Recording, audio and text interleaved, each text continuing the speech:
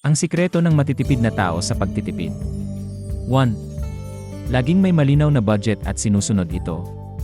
2. Inuuna ang pangangailangan kaysa sa pansariling luho.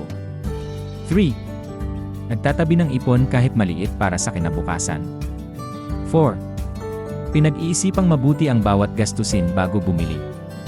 5. Mahigpit na iniiwasan ang impulsive buying palagi. 6. Pinipiling bumili ng matibay kaysa sa murang produkto. 7. Mahigpit sa paggamit ng kuryente at tubig araw-araw.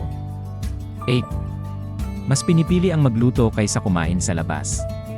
9. Sinusuri ang sale at promo bago gumastos ng pera. 10. Ayaw magsayang ng pagkain at iba pang gamit. 11. Ginagawa muna ang libreng alternatibo kung posible. 12. Mahigpit na iniiwasan ang hindi kailangang pangungutang. 13. Palaging may diskarte sa bawat aspeto ng gastos. 14. Laging may plano sa hinaharap para sa seguridad. 15. May disiplina at kontrol sa lahat ng gastusin palagi.